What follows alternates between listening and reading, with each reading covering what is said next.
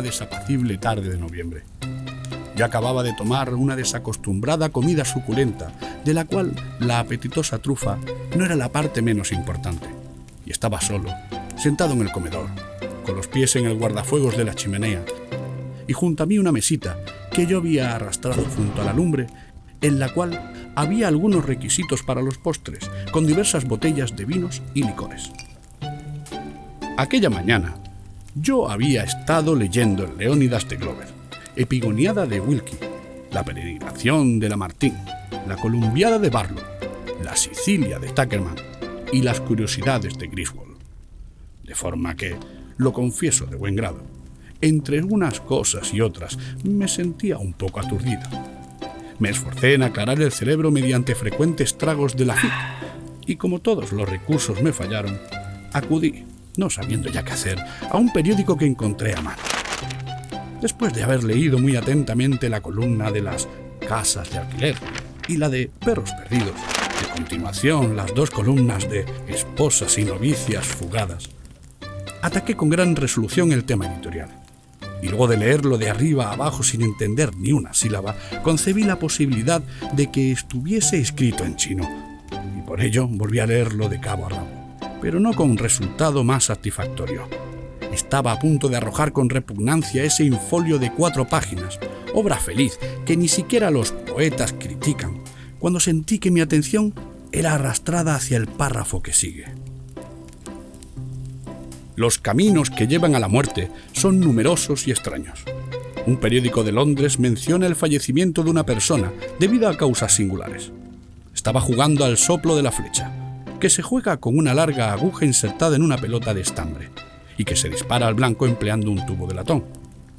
Colocó la aguja en el lado contrario del tubo y aspiró aire con fuerza para soplar después con más energía. Aspiró a la vez sin querer la aguja, que se introdujo en su garganta, llegó hasta los pulmones y en pocos días el hombre murió. Al leer esto, me puse furioso sin saber en realidad por qué. Esto es una vil falsedad, es una estupidez. El engendro de algún infeliz gacetillero, de algún despreciado inventor de bulos. Esos individuos, conociendo la inconcebible incredulidad de nuestra época, emplean su pobre caletre en imaginar casualidades improbables, accidentes extravagantes como ellos le llaman, pero para una inteligencia que sepa reflexionar, como la mía, añadí a modo de paréntesis, apoyando inconscientemente un dedo sobre el lado de mi nariz. Para un entendimiento reflexivo como el que yo poseo, parece un principio, cosa evidente, que ese aumento asombroso de tales sucesos extravagantes es, con mucho, el suceso más estrambótico de todos. Por mi parte, me propongo no dar crédito en adelante a nada de lo que ofrezca algo de singular. ¡My God! ¡Ser usted muy tonto para decir eso! Me replicó una de las voces más curiosas que jamás oí. Primero la tomé por un simple zumbar de oídos, como a veces le ocurre a uno cuando ha bebido demasiado, pero acto seguido, y pensándolo mejor, juzgué que aquel sonido más bien se parecía al que produce un barril vacío cuando le golpean con un palo. Y la verdad es que por tal lo hubiese tomado, a no ser por su articulación en sílabas y palabras. No soy en modo alguno de temperamento nervioso, y los pocos vasos de Lafitte que me había bebido sirvieron para darme algunos ánimos, de manera que no sentí la menor turbación y me limité a alzar los ojos calmosamente, y mirando en derredor busqué atentamente por la habitación al intruso. Aún así, no pude ver a nadie. Usted está más borracho que un cerdo, porque no me ve sentado aquí a su lado. Entonces, se me ocurrió mirar siguiendo la dirección de mi nariz, y en efecto, vi sentado a la mesa, ante mí, a un personaje jamás descrito, aunque no del todo indescriptible. Su cuerpo era parecido a una barrica de vino, a una pipa de ron o algo por el estilo, y tenía un aspecto verdaderamente falstafiano. En su extremidad inferior se insertaban 2 barrilitos que parecían responder a las funciones de unas piernas. En lugar de brazos, colgaban de la parte superior de su armazón 2 botellas medianamente largas, con los cuellos hacia abajo, oficiando de manos. Como cabeza solo veía en aquel monstruo una de esas cantimploras de Hess, parecidas a una gran tabaquera, con un agujero grande en medio de su tapa.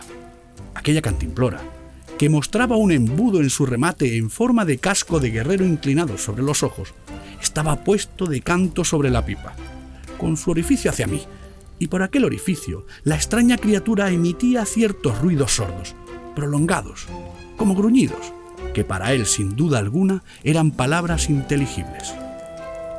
Yo decirle a usted que debe estar más borracho que un cerdo porque usted estar sentado ahí y no verme sentado aquí. Y yo decirle también que usted ser más bestia que un ganso, porque no creer lo que está impreso en ese papelote. Todo lo que decir ahí ser verdad, y mucha verdad que hay en todas sus palabras. Le ruego que me diga quién es usted. ¿Cómo ha entrado aquí? ¿De qué me está hablando? ¿Cómo venir yo aquí? Eso no importarle nada. Y lo que yo hablar ahora, hablar lo que quiero. ¿Y quién ser yo? Yo venir aquí para que usted verme con sus propios ojos. Usted no es más que un borracho vagabundo. Y voy a hacer sonar la campanilla para que venga mi criado y le expulse a la calle a puntapiés. Usted no podrá hacer eso. ¡Que no puedo hacerlo! ¿Qué quiere decir con eso? Bien, así que no puedo hacerlo, ¿eh? Haga sonar la campanilla, dijo esbozando una mueca sarcástica con su diminuta y repugnante boca. Entonces hice un esfuerzo para levantarme y llevar a cabo mi amenaza, pero aquel bellaco se inclinó sobre la mesa con muy mala intención y por encima de ella logró aplicarme un golpe en la frente con el cuello de una de sus largas botellas, arrojándome de espaldas sobre el sillón del que ya me había levantado a medias. Me sentía completamente aturdido y durante un momento no supe lo que hacía. Mientras tanto él continuó charlando. Usted ya ver que convenirle estar quieto. ¿Y ahora? ¿Saber usted quién soy yo? Míreme. ¿Lo ve usted? Yo ser el ángel de lo estrambótico. Muy extraño, por cierto. Pero yo siempre he imaginado que los ángeles tenían alas. ¿Alas yo? ¿Qué hacer yo con alas? My God. ¿Pensar usted que yo ser un pollo? No, no. Usted no es un pollo. Verdaderamente no lo es. Así gustarme usted. Estar quieto y tener mucho cuidado. Si no, yo darle otro golpe. Ser el pollo quien tener alas. Y el búho quien tener alas. Y el demonio quien tener alas. Y el diablo mayor quien tener alas. El ángel no tener alas. Y yo ser el ángel de lo estrambótico. Y el asunto que le trae es... Mi asunto. Usted ser un maleducado porque preguntar a un caballero y a un ángel por sus asuntos. Aquel lenguaje era algo más de lo que yo podía soportar, aunque fuese el de un ángel. Y así, armándome de valor, agarré un salero que estaba a mi alcance y lo arrojé a la cabeza del intruso. No sé si lo esquivó o yo erré el golpe, porque todo cuanto pude conseguir fue hacer pedazos el cristal que protegía a la esfera del reloj que se hallaba sobre la chimenea. En cuanto al ángel, demostró el efecto que le había producido mi ataque, asestándome como antes 2 o 3 fuertes porrazos en la frente. Los golpes me sometieron inmediatamente, y aunque me avergüence tener que confesarlo, ya fuese por dolor o por el disgusto, acudieron algunas lágrimas a mis ojos. My God, my God. Este hombre o estar muy borracho o estar muy afligido. Usted no deber tragar tanto vino fuerte. Usted tener que echar agua en el vino. Tenga. Usted beber esto como buen muchacho y no llorar más. ¡No más! Y al decir esto, el ángel de lo estrambótico acabó de llenar mi vaso, que estaba medio terciado de oporto, con un fluido incoloro que vertió desde una de sus botellas manos. Pude observar cómo aquellas botellas mostraban rótulos alrededor de sus cuellos y que los rótulos decían Krisenwasser. Tanta bondad por parte del ángel me apaciguó mucho, y ayudado por el licor que diluyó en mi oporto repetidamente, por fin pude recuperar bastantes ánimos para escuchar sus extraordinarias palabras. No pretendo referir todo lo que me contó, pero algo pude recoger de lo que me dijo. Que él era el genio que presidía a los contratiempos de la humanidad y cuya misión consistía en producir los extraños contratiempos que continuamente asombran a los escépticos. Una o dos veces, al arriesgarme yo a expresar mi total incredulidad respecto a sus pretensiones, él se indignó hasta el punto de que la mejor política me pareció ser no decir una palabra y dejarle decir cuanto quisiera. Entonces siguió hablando largo y tendido, mientras yo no hacía más que recostarme en el sillón, con los ojos entornados y distraerme mascando pasas y disparando hacia aquí y hacia allá sus rabitos. Pero el ángel de repente opinó que aquella actitud mía era despreciativa. Se puso en pie muy furioso. Hundió el embudo hasta los ojos, soltó un taco, pronunció una amenaza cuyo sentido no pude comprender y por fin me saludó inclinándose profundamente y deseándome en el lenguaje del arzobispo del Gil Blas. «Beaucoup de bonheur et pas plus de bon sens». Su retirada me alivió. Los muy pocos vasos de Lafite que me había bebido me produjeron modorra y sentí ganas de echar una siesta de 15 o 20 minutos, como tengo por costumbre hacer después de comer. A las 6 tenía una cita importante a la que no podía faltar. La póliza de seguro de mi domicilio había expirado el día anterior, y por haberse producido cierta desavenencia, se había convenido en que a las 6 yo debía presentarme ante el Consejo de Directores de la compañía para ponernos de acuerdo contra los nuevos términos de una renovación de la póliza. Alcé los ojos hacia el reloj de la chimenea, porque me sentí muy amodorrado para molestarme en consultar mi reloj de bolsillo. Y tuve la satisfacción de ver que aún disponía de 25 minutos. Eran las 5:30 y podía llegar a la oficina de seguros en el espacio de 5 minutos. Mis siestas ordinarias no habían pasado nunca de los 25 minutos. Así pues, me sentí suficientemente tranquilo y me dispuse a dormir.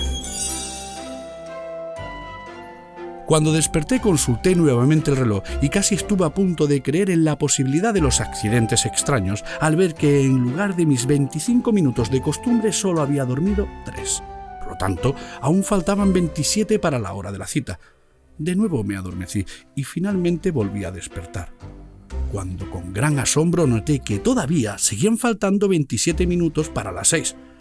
Me levanté de un salto para examinar el reloj y vi que se había parado. El de bolsillo me informó que eran las 7:30. Por lo tanto, había dormido un par de horas y ya era demasiado tarde para acudir a mi cita. Lo mismo da. Acudiré a la oficina mañana por la mañana y me excusaré.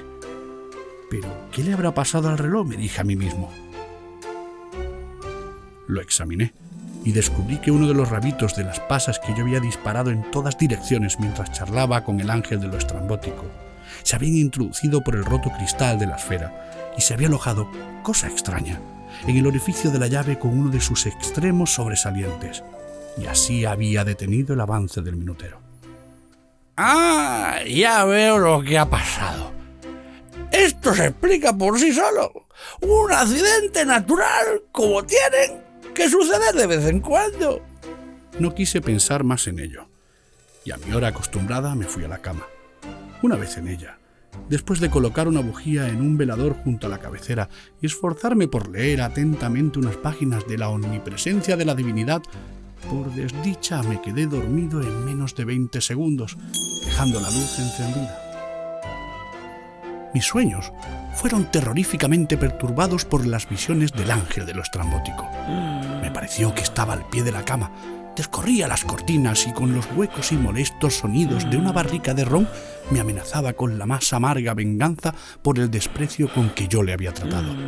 Terminó su larga peroración quitándose el embudo sombrero, introduciendo su cuello en mi gaznate e inundándome así con un océano de crisembasa, que vertía en continuo chorro desde una de las botellas de largo cuello que le servían de brazos. Mi angustia llegó a ser insufrible y desperté en el momento preciso en que pude ver una rata que se escabullía llevándose encendida la bujía del velador sin que me diera tiempo para evitar que se escapara con ella por el agujero de su nido. Pronto llegó a mis narices un olor sofocante y comprendí en el acto que la casa se había incendiado. En pocos minutos las llamas se extendieron con enorme rapidez y al cabo de unos minutos más Toda la casa estaba envuelta en llamas. Habían quedado cortadas todas las salidas de la habitación, excepto la de la ventana. La muchedumbre que se había reunido en el exterior alzó a toda prisa una escalera de mano. En medio de ella comencé a descender rápidamente y con aparente seguridad, cuando a un enorme cerdo, cuya rotunda panza y aún todo su aspecto y fisonomía me hacía recordar al ángel de los estrambóticos, se le ocurrió rascarse la paletilla derecha y no encontró mejor lugar que hacerlo contra el mismo pie de la escalera. Instantáneamente caí precipitado al vacío y tuve la desgracia de fracturarme el brazo. Aquel accidente, con la pérdida de mi seguro y la pérdida más grave aún de mis cabellos, que habían resultado totalmente chamuscados por las llamas, me predispuso a pensar muy seriamente y así decidí finalmente tomar esposa. Había una viuda desconsolada por la muerte de su séptimo esposo, y a su alma lacerada ofrecí el bálsamo de mi juramento de amor. Accedió con desgana a mis súplicas. Me arrodillé a sus plantas lleno de gratitud y adoración. Se sonrojó e inclinó sus abundantes cabellos sobre los míos, también abundantes, y que me había procurado Jean Gren, el peluquero. No sé cómo ambas cabelleras se enredaron, pero así ocurrió. Me puse en pie, luciendo una brillante calva, sin peluca, y ella, desdeñosa y airada, quedó casi envuelta en cabello ajeno. Así terminaron mis esperanzas para con la viuda, por un accidente que no podía haberse previsto sin duda alguna, pero causado por las naturales consecuencias de los acontecimientos. A pesar de ello, y sin desesperar, emprendí el asedio de un corazón menos implacable. Los hados me fueron de nuevo propicios por breve tiempo. Encontré a mi amada en una alameda abarrotada por la flor y nata de la ciudad y me apresuré a saludarla con una de mis más rendidas inclinaciones, cuando una menuda partícula de extraña materia, alojándose en uno de mis ojos, me dejó, por el momento, ciego. Antes de que pudiese recuperar la visión, la dama de mis amores ya había desaparecido irreparablemente, ofendida por lo que se le antojó suponer era premeditada grosería al pasar sin saludarla.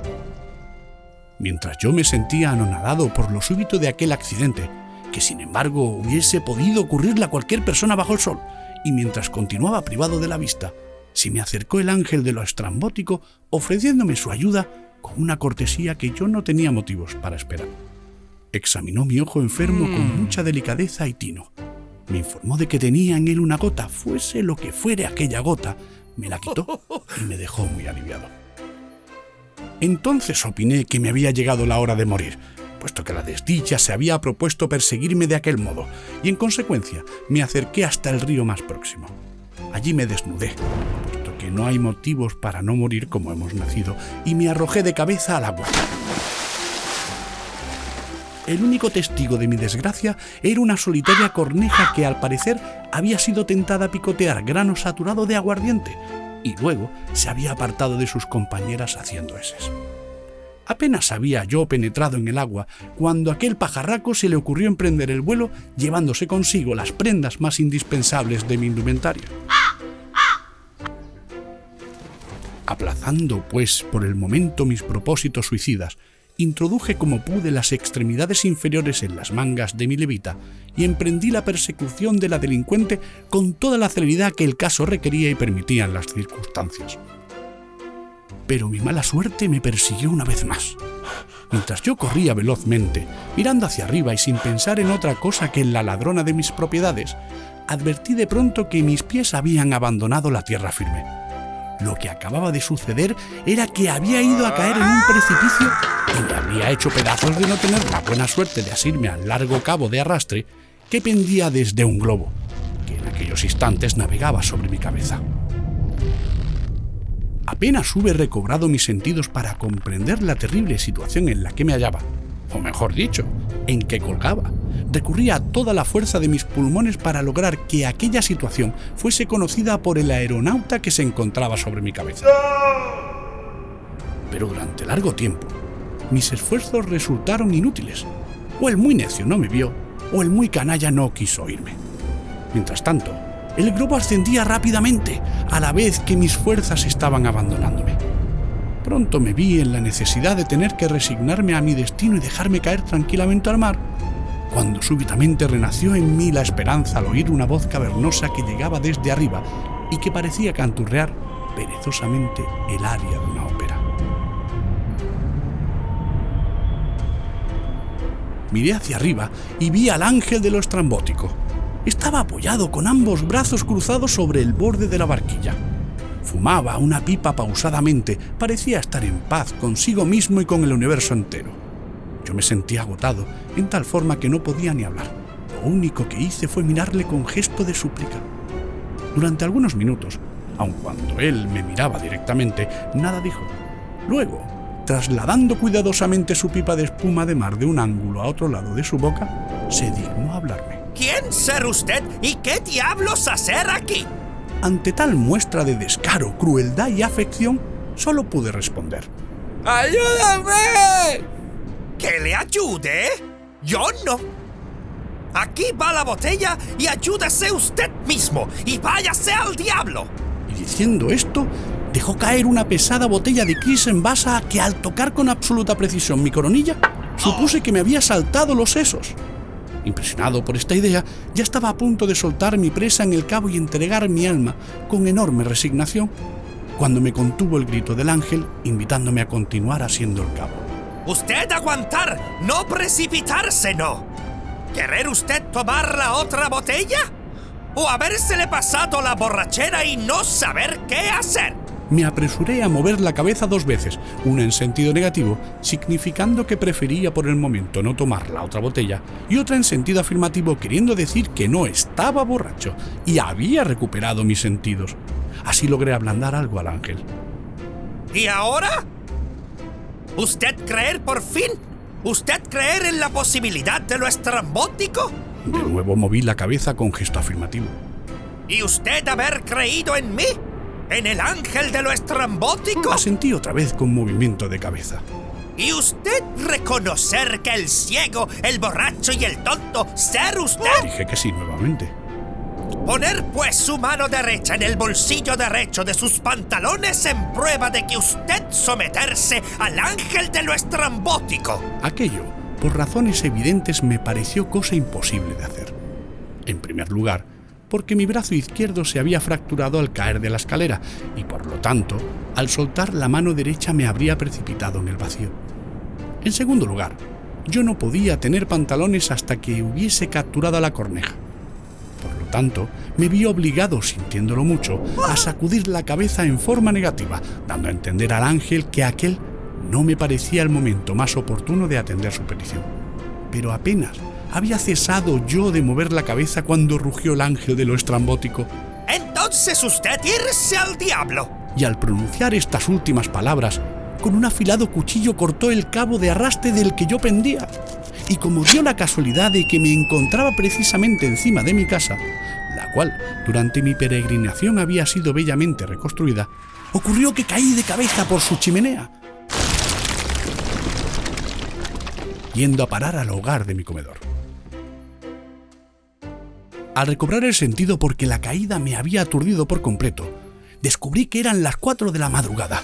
Me hallaba tendido en el mismo sitio donde había caído desde el globo. Mi cabeza se apoyaba en un montón de cenizas apagadas, mientras mis pies reposaban sobre una mesita derribada y entre los fragmentos de un revoltijo de postres mezclados con un periódico, algunos vasos rotos, botellas hechas pedazos y un jarro vacío de Cris en basa de Schiedam. Así se había vengado el ángel de lo estrambótico.